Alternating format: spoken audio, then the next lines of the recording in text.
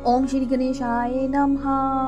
हर हर महादेव। शिव पार्वती के विवाह का आरंभ हिमालय के द्वारा शिव के गोत्र के विषय में प्रश्न होने पर नारद जी के द्वारा उत्तर हिमालय का कन्यादान करके शिव को दहेज देना तथा शिव का अभिषेक। ब्रह्मा जी कहते हैं, नारद इसी समय वहां गर्गाचार्य से प्रेरित हो मीना सहित हिमावन ने कन्यादान का कार्य आरंभ किया। उस समय वस्त्राभूषणों से विभूषित महाभागा मीना सेना को सोने का कलश लिए पति हिमावन के दाहिने भाग में बैठी तत्पश्चात पुरोहित सहित हर्ष से भरे हुए शैलराज ने पाद आदि के द्वारा वर का पूजन करके वस्त्र चंदन और आभूषणों द्वारा उनका वरण किया। इसके बाद हिमाचल ने ब्राह्मणों से कहा, आप लोग तिथि आदि के कीर्तन पूर्वक कन्यादान के संकल्प वाक्य का प्रयोग बोले, उसके लिए अवसर आ गया है। वे सब दिग्गज काल के ज्ञाता थे तथास्तु कहकर वे सब बड़ी प्रसन्नता के साथ तिथि का आनंद आदि का कीर्तन करने लगे। तदनंतर सुंदर लीला करने वाले परमेश्वर शंभु के द्वारा मन ही मन प्रेरित हो हिमाचल ने प्रसन्नता पूर्वक हंसकर उनसे कहा, शंभु आप अपने गोत्र का परिचय दे, प्रवर कुल नाम वेद और शाखा का प्रतिपादन करें। अब अधिक समय ना बिताए। हिमाचल की यह बात सुनकर भगवान शंकर सुमुख होकर भी विमुख हो गए, अशोचनीय होकर भी तत्काल शोचनीय अवस्था में पड़ गए। उस समय श्रेष्ठ देवताओं, मुनियों, गंधर्वों, यक्षों और सिद्धों ने देखा कि भगवान शिव के मुख से कोई उत्तर नहीं निकल रहा है। नारद यह देखकर तुम हंसने लगे और महेश्वर का मन ही मन स्मरण करके गिरिराज से यूं बोले। नारद ने कहा, पर्वतराज तुम मूढ़ता के वशीभूत होकर कुछ भी नहीं जानते।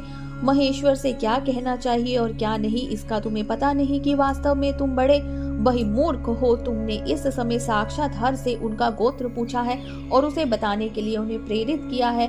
तुम्हारी ये बात अत्यंत उपहासजनक है। पर्वतराज इनके गोत्र, कुल और नाम को तो विष्णु और ब्रह्मा आदि भी नहीं जानते, फिर दूसरों की क्या चर्चा है। शैलराज जिनके एक दिन में करोड़ों ब्राह्मणों का लह होता है, उन्हीं भगवान शंकर को तुमने आज काली के तपोबल से प्रत्यक्ष देखा है। इनका कोई रूप नहीं है। ये प्रकृति से परे निर्गुण पारब्रह्म परमात्मा है, निराकार निर्विकार मायाधीश एवं परात्पर हैं, गोत्र कुल और नाम से रहित स्वतंत्र परमेश्वर हैं। साथ ही अपने भक्तों के प्रति बड़े दयालु हैं। भक्तों की इच्छा से ही ये निर्गुण से सगुण हो जाते हैं, निराकार होते हुए भी सुंदर शरीर धारण कर लेते हैं और अनामा होकर भी बहुत से नाम वाले हो जाते हैं। ये गोत्रहीन होकर भी उत्तम गोत्र वाले होते हैं, कुलहीन होकर भी कुलीन है। पार्वती की तपस्या से ही आज तुम्हारे जमाता बन गए हैं, इसमें संशय नहीं है। गिरिराज इन लीला विहारी परमेश्वर ने चराचर जगत को मुंह में डाल रखा है। कोई कितना भी बुद्धिमान क्यों ना हो, वह भगवान शिव को अच्छी तरह नहीं जानता। ब्रह्मा जी कहते हैं, मुने ऐसा कहकर शिव की इच्छा से कार्य करने वाले तुझ ज्ञानी देव ऋषि ने शैलराज को अपनी वाणी से हर्ष प्रदान करते हुए फिर इस प्रकार उत्तर दिया। नारद बोले, शिवा को जन्म देने वाले तात महाशैल मेरी बात सुनो और उसे सुनकर अपनी पुत्री शंकर जी के हाथ में दे दो। लीला पूर्वक रूप धारण करने वाले सगुण महेश्वर का गोत्र और कुल केवल नाद ही है। इस बात को अच्छी तरह समझ लो। शिव नादमय है और नाद शिवमय है, ये स्वतः सच्ची बात है। नाद और शिव इन दोनों में कोई अंतर नहीं। शैलेंद्र सृष्टि के समय सबसे पहले लीला के लिए सगुण रूप धारण करने वाले शिव से नाद ही प्रकट हुआ था, अथवा वह सबसे उत्कृष्ट है। हिमालय इसीलिए मन ही मन सर्वेश्वर शंकर के द्वारा प्रेरित हो मैंने आज अभी वीणा बजाना आरंभ कर दिया था। ब्रह्मा जी कहते हैं, मुने तुम्हारी ये बात सुनकर गिरिराज हिमालय को संतोष प्राप्त हुआ और उनके मन का सारा विस्मय जाता रहा। तदनंतर श्री विष्णु आदि देवता तथा मुनि सब के सब विस्मय रहित हो नारद को साधुवाद देने लगे। महेश्वर की गंभीरता जानकर सभी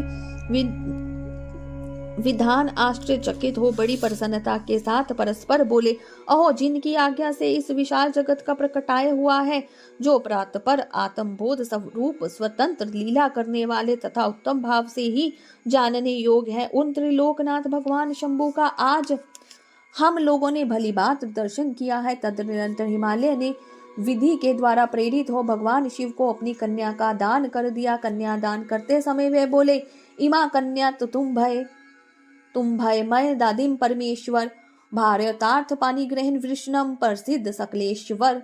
परमेश्वर, मैं अपनी यह कन्या आपको देता हूँ, आप इसे अपनी पत्नी बनाने के लिए ग्रहण करें। सर्वेश्वर, इस कन्यादान से आप संतुष्ट हो। इसका मंत्र का उच्चारण करके हिमाचल ने अपनी पुत्री त्रिलोक जननी पार्वती को उनके महान देवता रुद्र के हाथ में दे दिया। इस प्रकार शिवा का हाथ शिव के हाथ में रख कर शैलराज मन ही मन बड़े प्रसन्न हुए। उस समय वे अपने मनोरथ के महासागर को पार कर गए थे। परमेश्वर महादेव जी ने प्रसन्न हो वेद मंत्र के उच्चारण पूर्वक गिरिजा के कर कमल को शीघ्र अपने हाथ में ले लिया।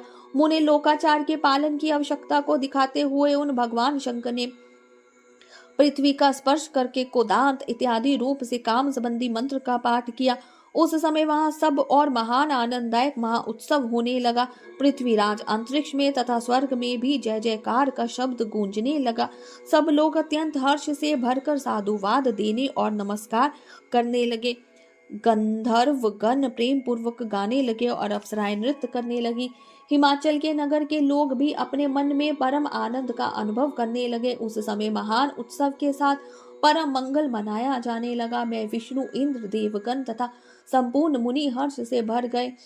हम इस सब के मुखार विंद प्रसन्नता से खिल उठे। तदनंतर शैलराज हिमाचल ने अत्यंत प्रसन्न हो शिव के लिए कन्यादान की यथोचित सांगता प्रदान की। तत्पश्चात उनके बंधुजनों ने भक्ति पूर्वक शिवा का पूजन करके नाना विधि विधान से भगवान शिव को उत्तम द्रव्य समर्पित किया। हिमालय ने दहेज में अनेक प्रकार के द्रव्य, रत्न पात्र, 1,00,000 सुसज्जित गौ, 1,00,000 सजे सजाए घोड़े, करोड़ हाथी और उतने ही स्वर्ण जड़ित रत्न आदि वस्तुएं दी। इस प्रकार परमात्मा शिव को विधि पूर्वक अपनी पुत्री कल्याणमयी पार्वती का दान करके हिमालय कृतार्थ हो गए। इसके बाद शैलराज ने यजुर्वेद की माध्यदिनी शाखा में वर्णित श्रोत्र के द्वारा दोनों हाथ जोड़ प्रसन्नता पूर्वक उत्तम वाणी में परमेश्वर शिवा की स्तुति की।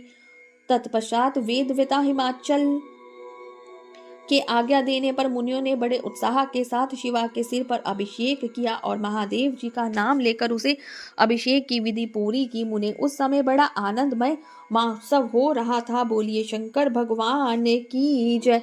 उमापति महादेव की जय। हर हर महादेव।